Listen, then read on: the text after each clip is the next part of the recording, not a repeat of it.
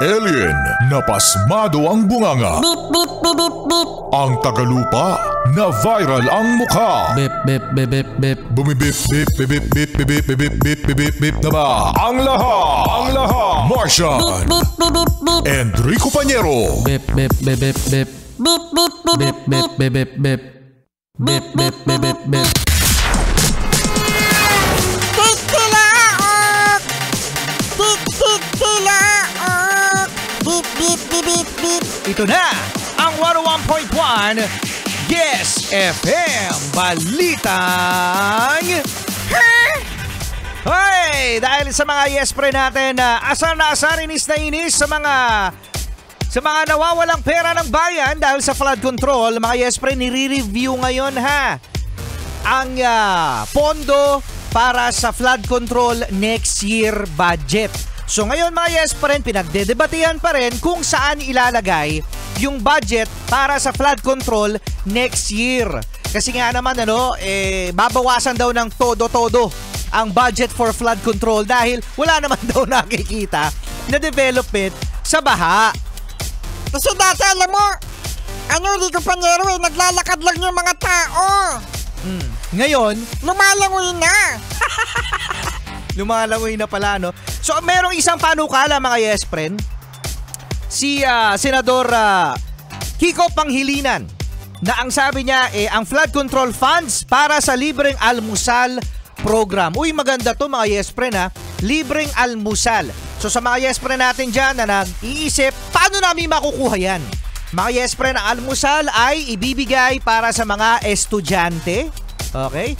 Para almusal nila sa kanilang eskwelahan. Kasi ako iniisip ko para sa lahat ba yan? Para sa mga estudyante, mga Yes Friend.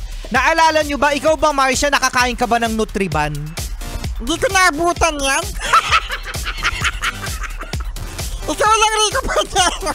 Ikaw, Rico Pañero, naabutan mo yung Nutriban. Shoutout sa mga naabutan ng Nutriban sa mga public elementary school. Sa high school, hindi ako sure mga Yes Friend no? Pero naranasan ko yan dyan sa may San Francisco Elementary School, kung saan dyan sa may Quezon City, mga Yes, SFDM, San Francisco del Monte Elementary School. Dyan ako nakatikim ng Nutriban. Tapos ano pa yan may choice pa yung teacher kung lalagyan niya ng sardinas.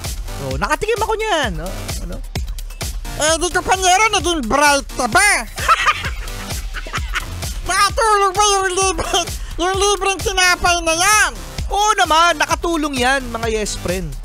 Kasi kung kayo mga Yes Friend ay pumapasok sa public school, sa elementary, halo-halo ang tao dyan. May middle class, merong mayaman na nagpa-public school. Meron yung mga dihatid sundo ng mga parents nila na may kotse, may yaya. Meron mga kaklase tayo nun, mga Yes Friend, na mayayaman. Tapos meron din talagang mga estudyante na hindi afford, mga Yes Friend, yung sapatos, kaya nakatsinelas, papasok sa eskwelahan. No? So, walang baon. So, importante mga Yes Friend, yung meron silang agahan. Maganda yan kaysa nasa flood control project. Tapos nagiging ghost lang.